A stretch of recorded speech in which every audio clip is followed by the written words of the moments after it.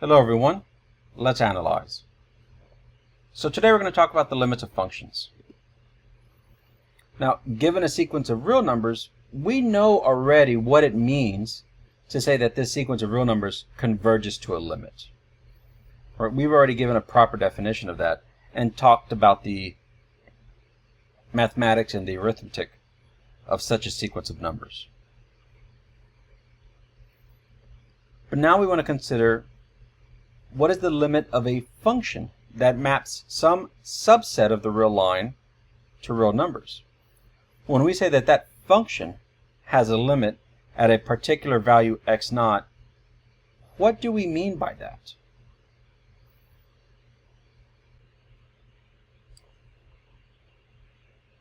So let's take a look at a picture. Suppose we have the function illustrated by the graph here. And we want to know, does the function have a limit at x naught? Well, hopefully we remember from our days in calculus that the limit of my function at x naught is L, even though f of x naught is far from L. Well, why is that? Well, again, if we remember how a limit was defined in calculus, and if we don't, well, we actually have the definition right there. L is a limit of f at x naught if, and only if, f of x is arbitrarily close to L, so long as x is sufficiently close to, but not equal to x naught. And that but not equal to x naught is really important. It means we don't really care very much what's happening precisely at x naught, or the fact that f of x naught is far from L. We only want to know, as x approaches x naught, what does f of x approach? And we can see that it approaches L. But as x approaches x naught, f of x approaches L. Okay, that makes sense, I hope, but it's not very precise. Could we come up with something that's a bit more precise? And what do we mean that f of x is arbitrarily close to L? Well, what we mean is within epsilon, where epsilon is an arbitrary number, just like we meant when we defined the limits of sequences.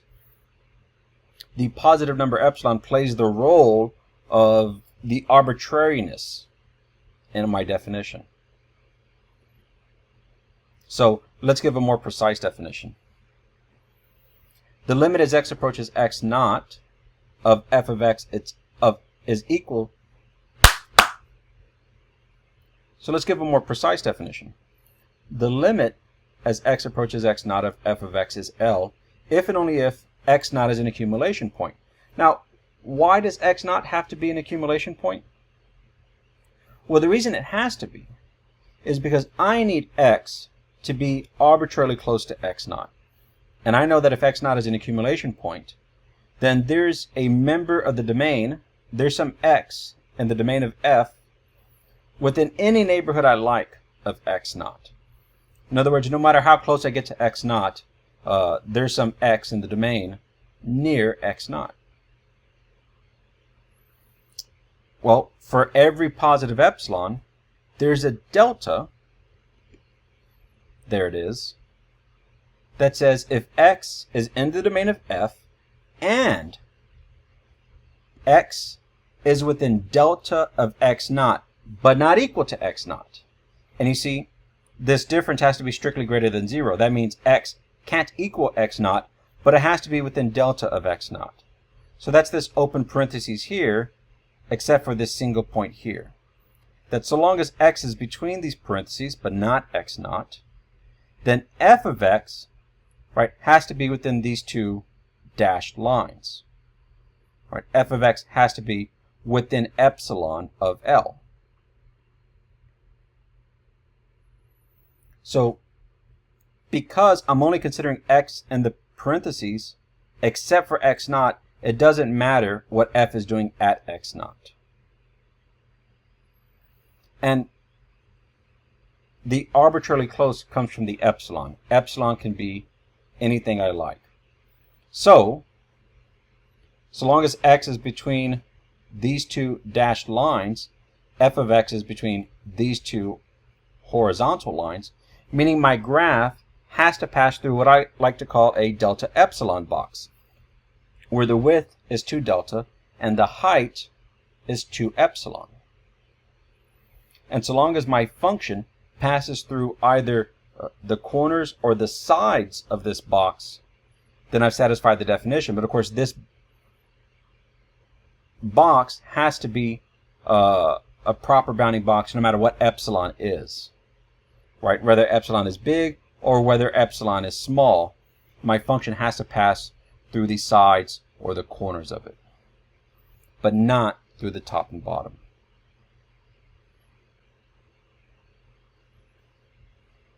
So now that we've seen a visual example of what it means for a function to have a limit, let's look at the definition. So f has a limit L at x naught if and only if f of x is arbitrarily close to L, so long as x is sufficiently close to, but not equal to x naught. And of course, there has to be an x sufficiently close to x naught. So to put the definition more precisely, if f maps some domain D, which of course is a subset of the real line, to real numbers, and x naught is an accumulation point of the domain D, then we say f has a limit L at x naught if and only if for every positive number, let's call it epsilon, there is a delta for which the following is true. If x is in the domain and x is within delta of x naught but not equal to x naught, then f of x minus L is less than epsilon in absolute value. So let's track how my original definition, which is written fairly plainly, is saying the exact same thing as my more technical definition. So when I say f of x is arbitrarily close to L, what I mean is for any positive number epsilon, if x is in my domain, in other words, f of x is defined, then the difference between f of x and L, right, has to be less than epsilon. And of course, epsilon is arbitrary. And this word arbitrary is a really important word, right? It means that no matter what epsilon is, so long as it's a positive number, a delta can be found to satisfy these conditions if and only if a limit exists. Now, when I say so long as x is sufficiently close to, but not equal to x naught, well, sufficiently close to is delta, right? How close? Well, within delta. Now, how do I know that given a delta, there's a member of the domain within delta of x naught? Well, I know that because x naught is an accumulation point, meaning for every delta neighborhood of x naught, right, there's some member of the domain x within delta of x naught. Now notice, and this is really important, x naught doesn't have to be in the domain. It has to be an accumulation point of the domain, but it doesn't have to be in the domain. For example, f of x naught doesn't have to be defined.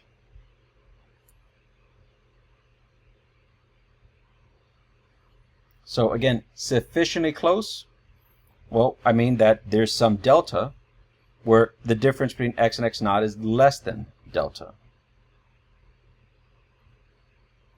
And of course, though x is within delta of x naught, x is not equal to x naught. In other words, their difference has to be strictly greater than 0 in absolute value. Because again, when we're considering a limit, we're not interested in what's happening precisely at x naught, but as f of x, as x approaches x naught, and as f of x potentially approaches a specific number.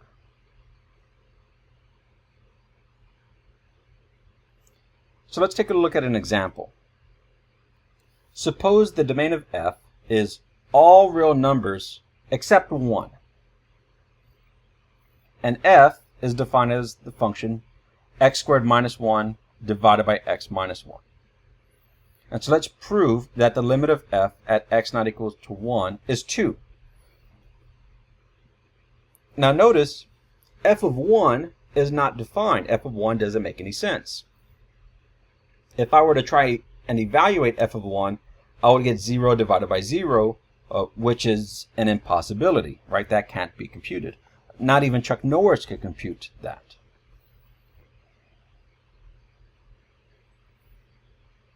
However, if I consider the domain of all real numbers except for 1, 1 is an accumulation point, because every neighborhood of 1 contains real numbers.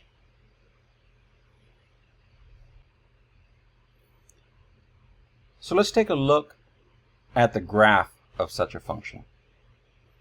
Notice that this graph appears to be a line, specifically a line with slope 1. So if I need to stay within epsilon of 2, well, then that means x needs to be within epsilon of 1. So I'll just choose delta to be epsilon. And if I do, I can see that my function, right, stays within my delta epsilon box and leaves at the corners. So why does delta equal epsilon work? Why does my function look like a line? Well, let's return to our analysis. The key insight here is that we can factor the numerator. In other words, f of x is equal to x minus 1 times x plus 1 divided by x minus 1, which is equal to x plus 1. Now, of course, you might ask, why didn't I just write f of x equals x plus 1 in the first place? Why go through all the shenanigans of multiplying by x minus 1 and dividing by x minus 1? Well, really, it's to make a point. And there's 2 points to be made. One is that I can compute a limit at a point x naught even if x naught is not in the domain, and even if f of x naught makes no sense. I can still compute a limit there, because x naught is an accumulation point of the domain. And 2, because before we actually get into our proof, we need to analyze the behavior of the function in order to simplify it into something we can better understand.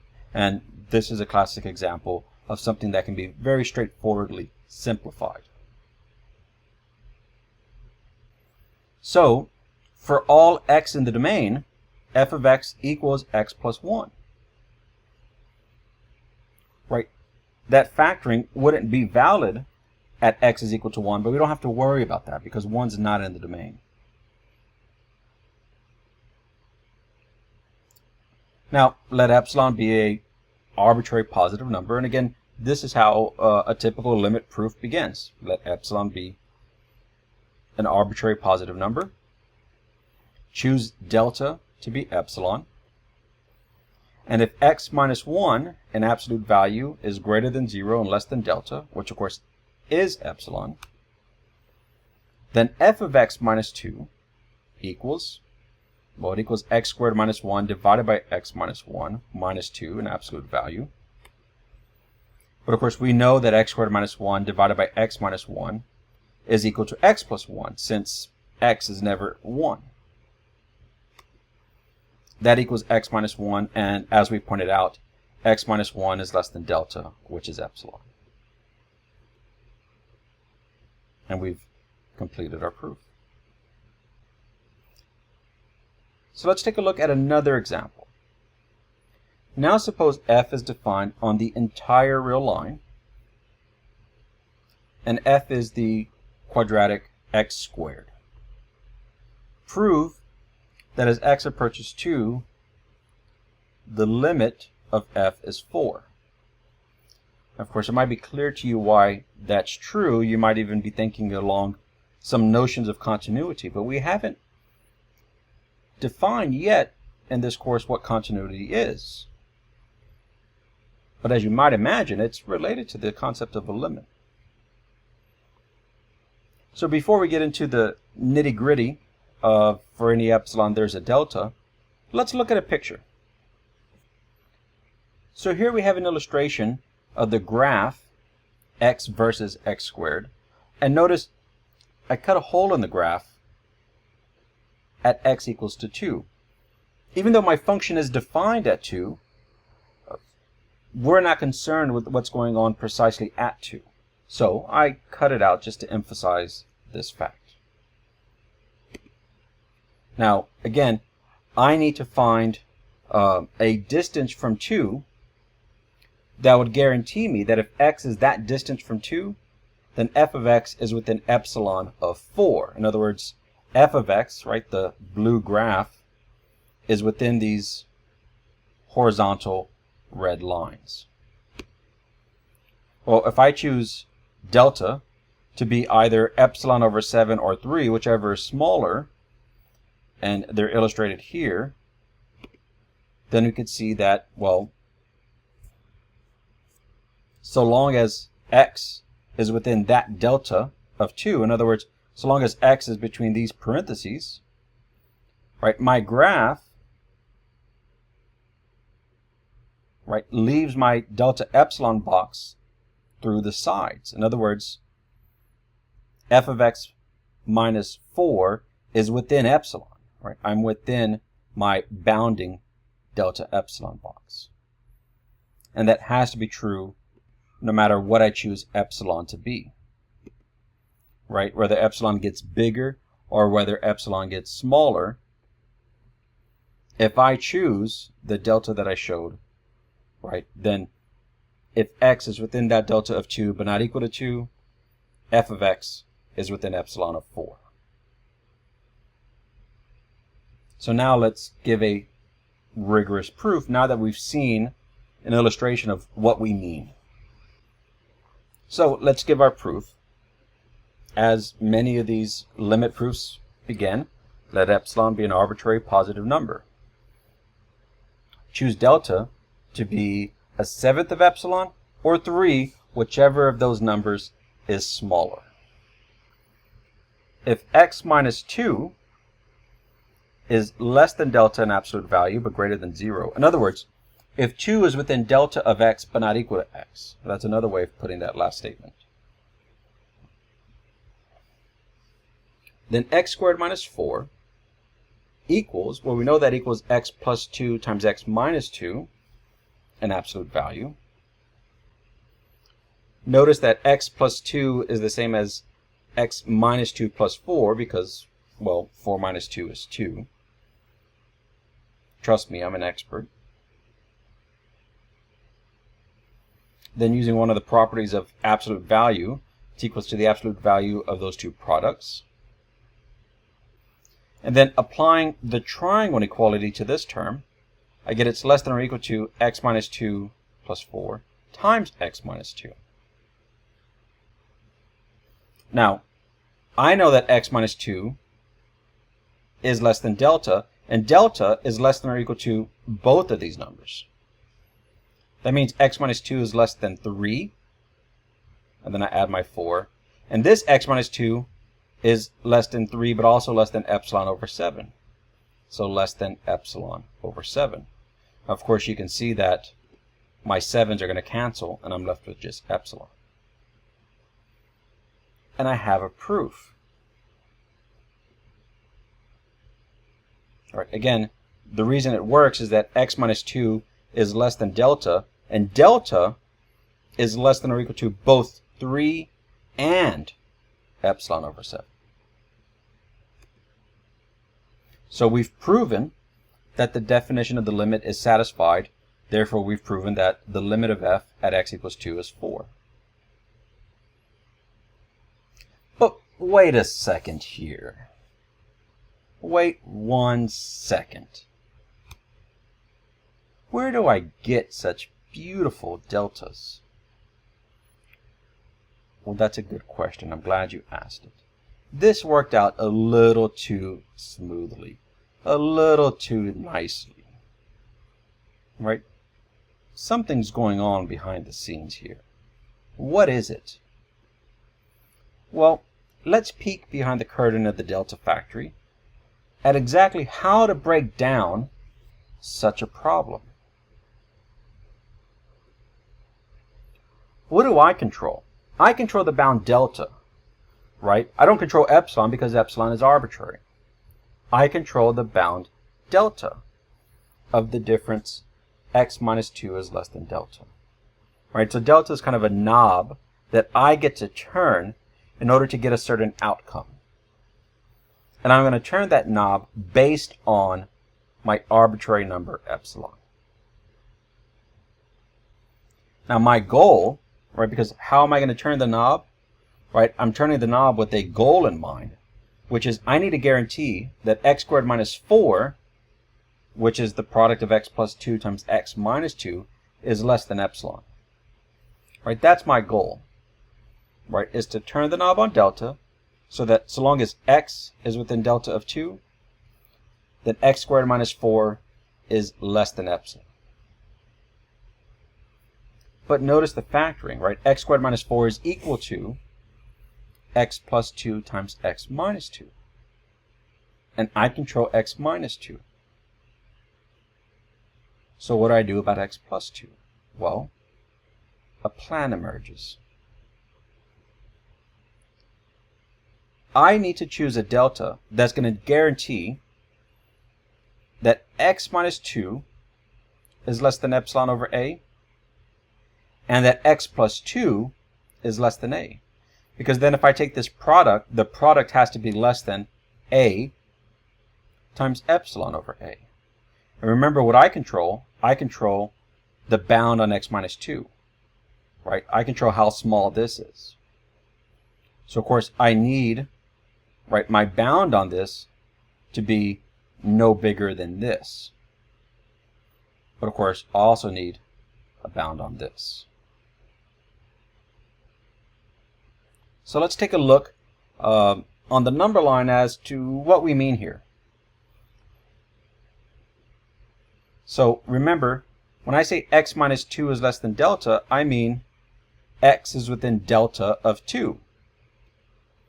Right? That is, all x satisfying this inequality lies along the red line. So that red line there, right, which is an open interval, represents all the x's that we're dealing with. So, remember, I turned the delta knob, and I'm only considering x within a delta range or a delta radius of 2. But again, I also need to add 2 to x and get an upper bound. So if I take every possible x, which is represented by this red line, and add 2 to it, I need an upper bound. Well, I can see that my upper bound is right there. 2 plus delta plus 2, or 4 plus delta. So there I have my a. And remember, delta is the knob that I'm turning.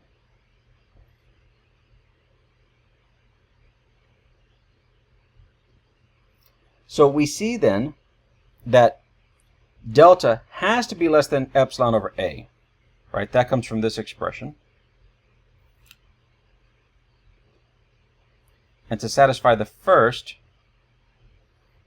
right, we saw, right, that if x minus 2 is less than delta, then x plus 2 is less than 4 plus delta. Or to build that, again, what we just illustrated, to build it arithmetically, algebraically, we start with this expression, x minus 2 is less than delta, which is to say x minus 2 is less than delta and greater than negative delta. And what we're going to do is we're going to add 4 to here, to here, and to here. All right, so we add 4, add 4, add 4. And of course, negative delta plus 4 is greater than negative delta minus 4. Right, that comes from the fact that negative 4 is less than 4, and I added negative delta to both sides. Therefore, right, this expression, along with this one here, implies that x plus 2 in absolute value is less than delta plus 4, which is my a. Again, we saw this worked out in an illustration, so hopefully it makes sense why, if I take my delta neighborhood of 2 and shift everything to the right by 2, delta plus 4 is an upper bound on that shift to the right by 2.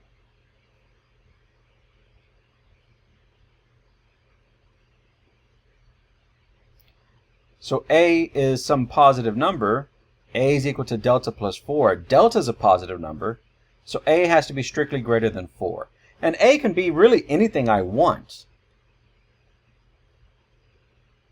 I'm free to choose any number here, so long as that number is strictly greater than 4. 7 is greater than 4. Trust me, I'm an expert. So I choose a to be 7. And again, I get to choose. So, if delta is less than epsilon over a, and again I picked a to be 7, and also delta has to be less than 7 minus 4, right? That's to keep that a bound, because right, delta again is going to range, right? But a is kind of staying still. So if I subtract 4 from both sides, I know that delta has to be less than 7 minus 4, right? 7 is just the number I picked for a, and this 4 came from the shift.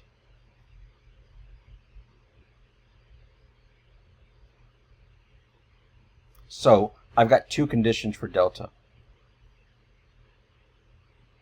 So x minus 2 is less than delta.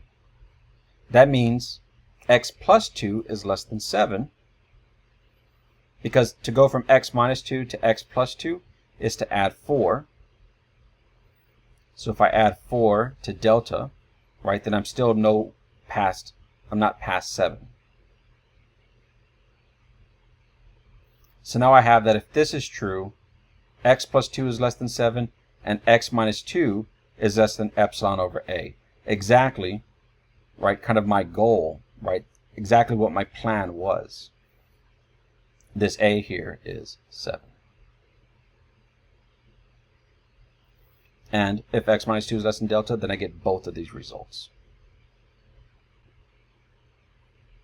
That implies that because x squared minus 4 is equal to the product of this and the product of this, x squared minus 4 is less than 7 times epsilon over 7, which, as we know, is epsilon.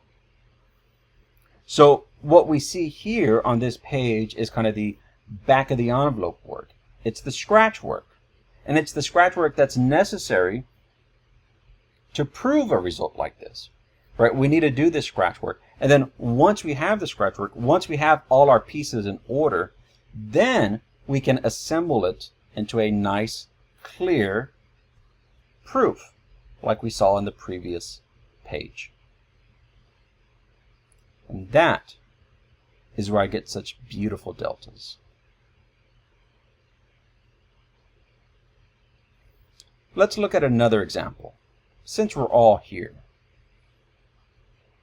Suppose this time that I'm considering a function on D, where D is the set of all numbers 1 over n for every natural number n. So notice D is not an interval, it's not the real line, it's not a puncturing of the real line. D is an infinite set because there are infinitely many natural numbers, right? It's 1, 1/2, 1/3, 1/4, 1/5, 1/6, right? Again, where I take every natural number to be reciprocal. Now we know that the only accumulation point of this set is 0. So if I'm going to consider what's the limit of f at any point, I'm only allowed to consider the limit of f at 0. So what is f? Well, if f of x is x plus 2 divided by x plus 1, let's show that in the limit as x approaches 0, I get 2.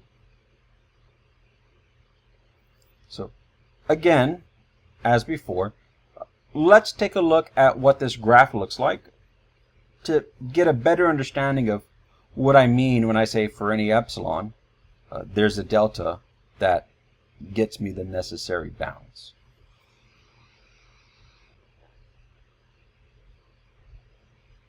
So here in this picture, the domain is plotted in red, and f evaluated at the domain is plotted in blue.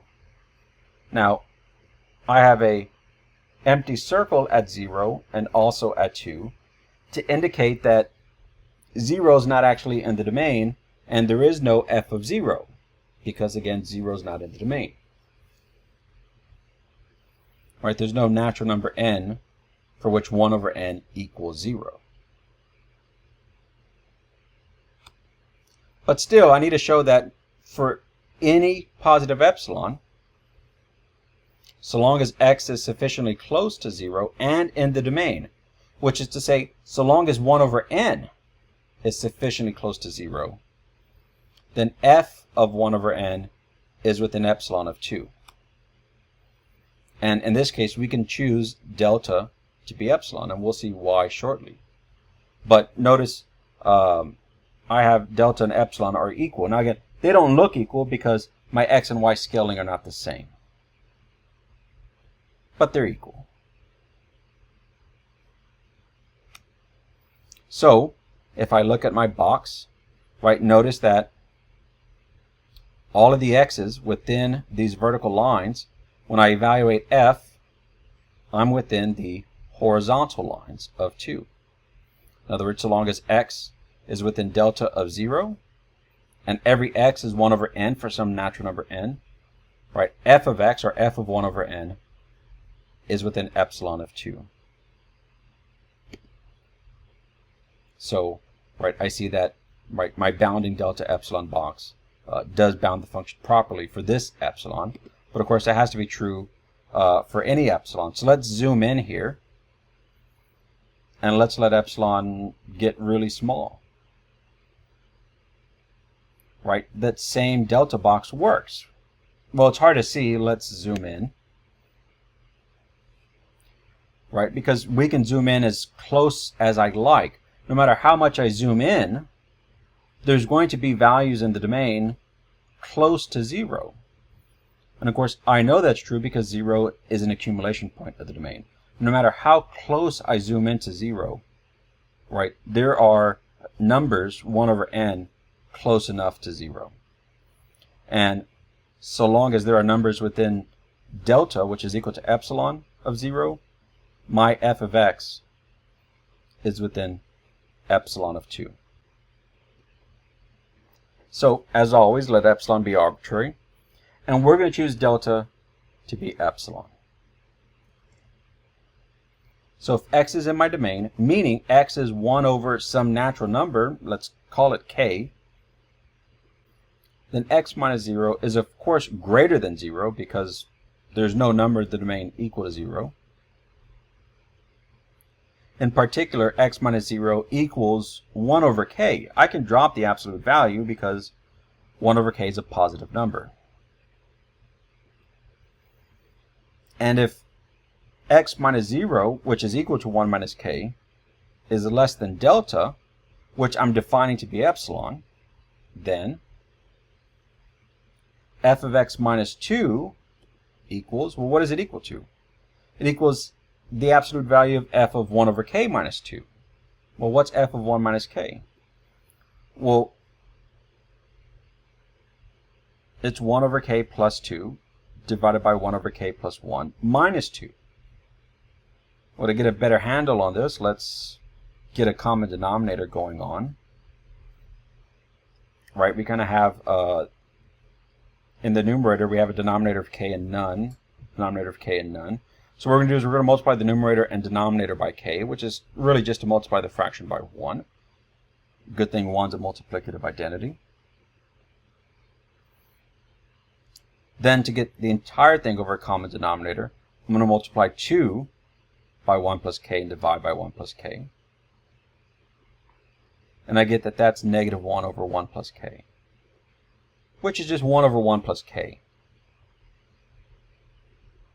And that's less than 1 over k, because k plus 1 is greater than k.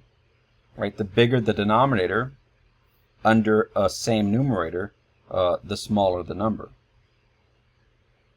And as we pointed out, 1 over k is less than delta, which equals epsilon. And another epsilon bites the dust. Well, that's it for today.